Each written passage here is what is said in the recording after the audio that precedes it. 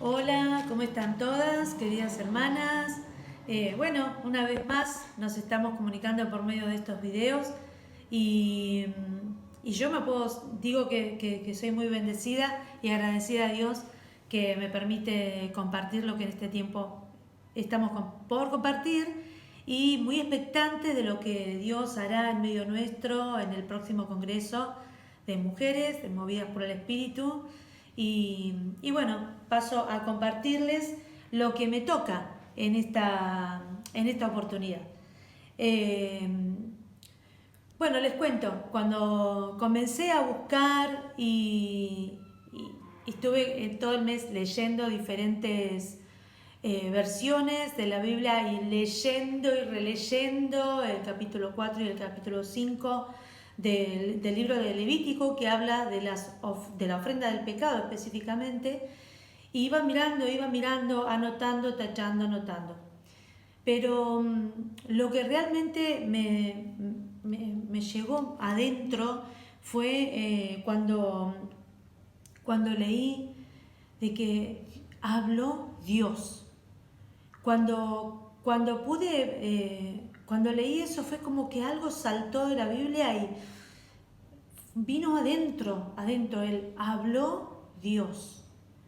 Porque eso fue lo que hizo Dios. Y realmente me sentí muy agradecida a Dios porque Jehová Jehová Jireh, Jehová vio la necesidad. Él ya sabía de antemano, él vio la necesidad del hombre, la necesidad del perdón, la necesidad de la reconciliación, la necesidad de acercarse a él, y Jehová proveyó.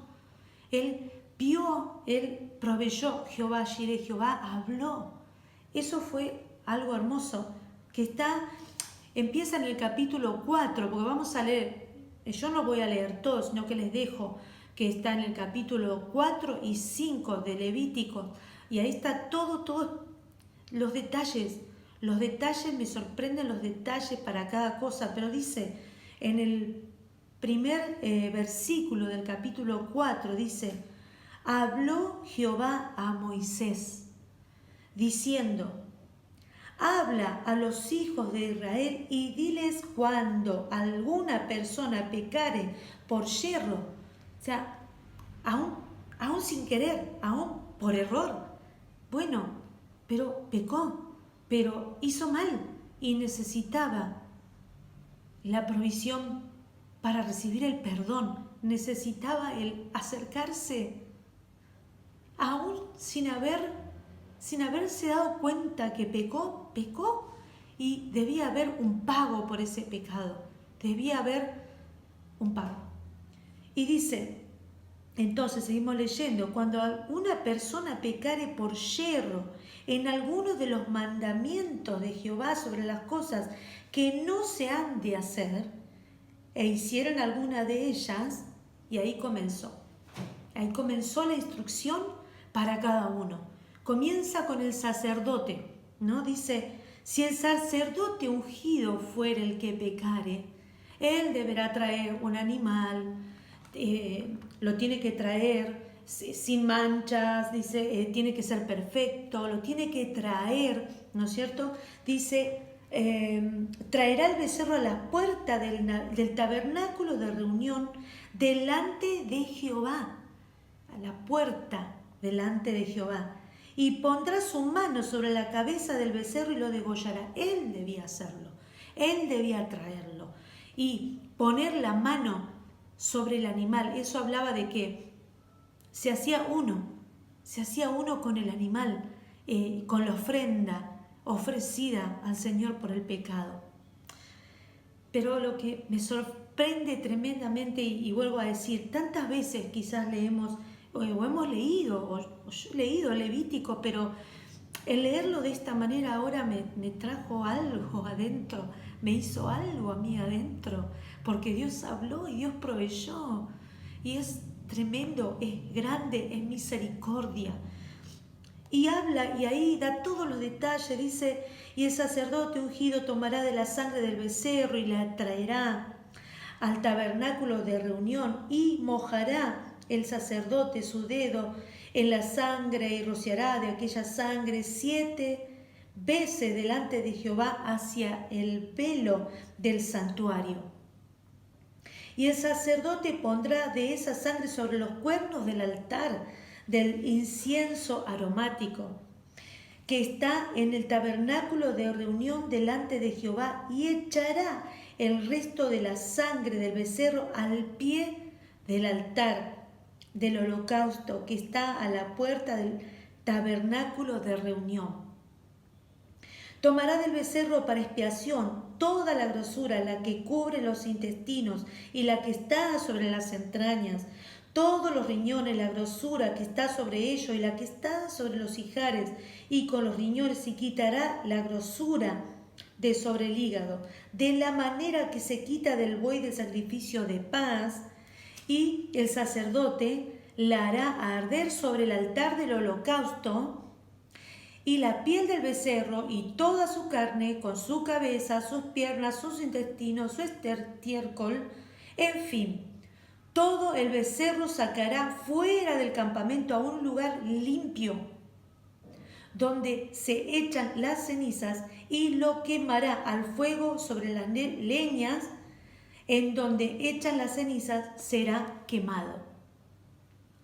Y esto vuelve a repetir una y otra vez, con quizás algunos mínimos detalles que se van cambiando, pero me sorprende la minuciosidad, el detalle, a dónde va específicamente, tan divinamente ordenado como Dios lo hizo. Así para la congregación, en el caso de la congregación, cuando la congregación pecare, dice en el 13, cuando pecare, aún habiendo hecho un yerro, dice, pero aún sin haberse dado cuenta, pero en el momento en que llegue a ser conocido ese pecado, debían venir con el animal. Y en este caso, como era el pueblo, era la congregación la que estaba afectada por ese pecado, los que debían poner sus manos eran aquellos que representaban al pueblo, que eran los ancianos. Debían poner sus manos sobre el animal y hacer todo el proceso de la misma manera que el anterior. Degollarlo, mojar el dedo, el sacerdote ungido debía mojar el dedo en la sangre, y bueno, todo lo mismo que en la vez anterior. Y cuando fuere un jefe, el que hiciera el yerro, el que pecare, nuevamente vuelve a decir, luego que conociere su pecado. Vuelve a hablar de que quizás sin querer, sin entender lo que estaba pasando, sin embargo pecó y debía haber un precio, se debía pagar un precio. También habla así de cualquier persona que hubiere pecado, cualquier individuo que hubiere pecado, cualquiera, ¿sí? Y más adelante en el 5 también dice, si alguno pecare por haber sido llamado a testificar y fuere testigo que vio o supo y no lo denunció, está pecando, hizo mal, llevará su pecado, deberá pagar. Así, y aún más todavía, porque se pedía un animal sin defecto, el mejor de todos, el más gordo, el que no tuviera ningún defecto, y quizás eso salía un dinero. Bueno, pero debía pagarse ese costo. Pero Dios no lo dejó ahí nada más. Él fue más allá porque vio, porque conoce, porque está en los detalles más pequeños, porque dice, si alguno no tuviera el dinero para comprar el animal, bueno, traiga una paloma. Y si alguno no tuviera una paloma, bueno, traiga harina. Pero había provisión para poder acercarse a Dios y obtener el perdón. Esto fue hermoso, hermoso poder verlo, poder leerlo. Y yo quiero compartirles a ustedes algo que encontré mientras iba leyendo y buscando, y fue hermoso, y se los quiero compartir. Dice, los sacrificios del Antiguo Testamento eran buenos, más allá de los rituales y todo, porque obviamente Dios los proveyó, Dios los hizo, Él dio instrucción, eran buenos. Dice, Dios los ordenó perfectamente para cada necesidad y dio instrucciones a Moisés de cómo debían hacerse cada uno de ellos. Dice que de otra manera no hubieran sido tan divinamente ordenados. Pero lo hizo Él. Él habló Dios y fue hecho y fue provisto. Dice, eran buenos en el sentido de que cumplían cierto propósito en el plan divino de Dios, es decir, un medio de gracia, por así decirlo, porque estaban en el Antiguo Testamento, pero era un medio de gracia, de la gracia de Dios, a fin de que el pueblo de Jehová que había pecado contra él pudiera retornar, pudiera volver a un estado de comunión, ser reconciliados con Él y que continuaran disfrutando de esa comunión con el Padre. Me imagino el alivio después de haber hecho cada una de esas cosas, el que pecó, y poder hacerlo era gracia, era un alivio poder hacerlo, poder ir. Y dice más, dice, cuando los israelitas habían cumplido fielmente cada uno de estos detalles, podían confiar en la siguiente promesa. Ahí podían confiar en la promesa que habla en Levítico 4:26 y dice, así el sacerdote hará por él la expiación de su pecado y tendrán perdón. El pueblo, el individuo, el jefe, el que pecare, el que tuviere más, el que tuviere menos, todos tendrían la posibilidad de acercarse con su ofrenda por el pecado y hallar el perdón. Los israelitas, continúo leyendo lo que encontré, dice, en circunstancias que los bien informados israelitas estaban justamente por las instrucciones que Dios dio a Moisés y él hablaba al pueblo, estaban conscientes o iban aprendiendo dos cosas. Una era que el arrepentimiento en sí mismo, solo arrepentimiento, era insuficiente. El pequé, solo eso, aunque fuere con lágrimas parecía, ¿no? Era insuficiente. Una transición visible debe producirse, un sello, un acta para indicar que su pecado había sido perdonado, una acción, una decisión de decir, tomo esto que me cuesta, voy, lo llevo y lo hago. Y ahí se hacía todo lo que estaban diciendo, poner las manos sobre el animal. El que pecó lo debía hacer, llevar el animal que era suyo, pagarlo, ¿no? El precio, llevarlo, poner las manos, degollarlo, y el sacerdote después hacía todo el ritual y el que había pecado era perdonado. Pero la mera, solo el arrepentimiento no era suficiente, debía haber un precio. Y Hebreos 9:22 nos habla justamente de que sin derramamiento de sangre no hay remisión. Pero qué gracia de Dios, vuelvo a decir, Dios habló, Dios proveyó, tremendo, tremendo. La segunda cosa, dice, por otra parte, este pueblo supo muy bien por los profetas, porque ustedes recuerden cómo ellos vez tras vez venían sobre el pueblo y decían, ustedes me ofrecen carneros y esto y aquello, pero si no hay un arrepentimiento de adentro, o sea que iba una cosa acompañada con la otra, ¿no? El arrepentimiento y la acción. Pero qué bueno es, ¿no? Porque hasta Dios sabía que el hombre necesitaba eso que viene de Dios cuando se dieran cuenta de que pecaron. ¡Wow!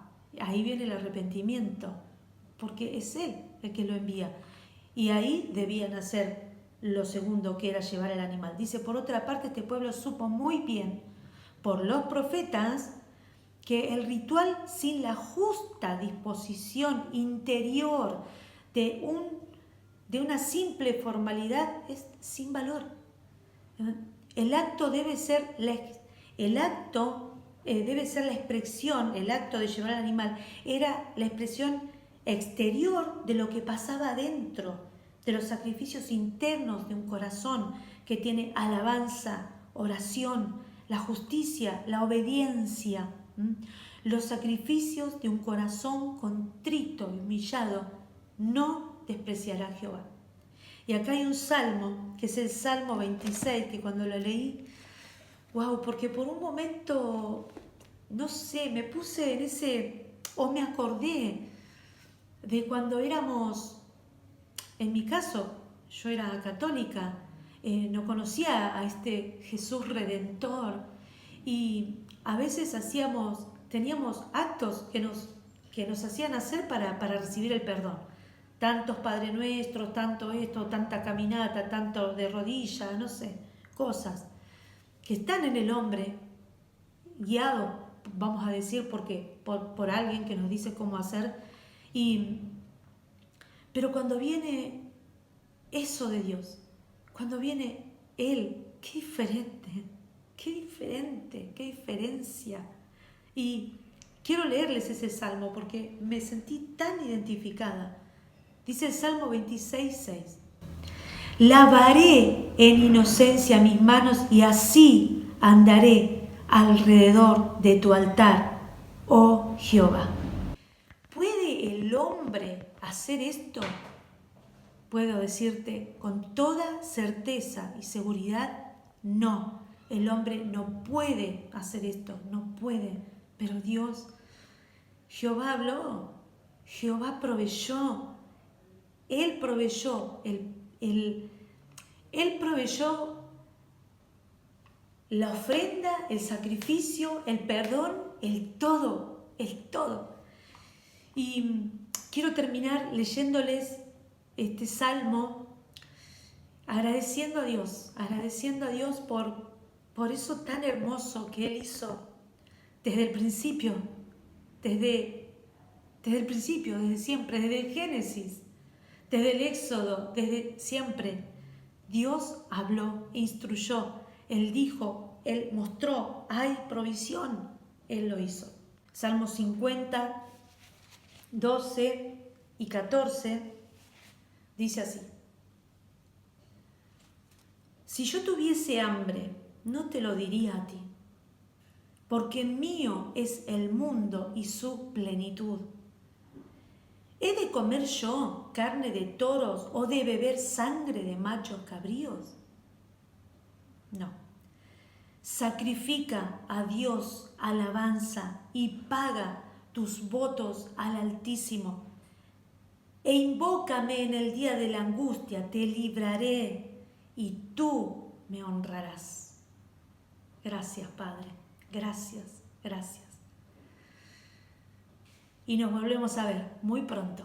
Dios la bendiga y gracias por escuchar.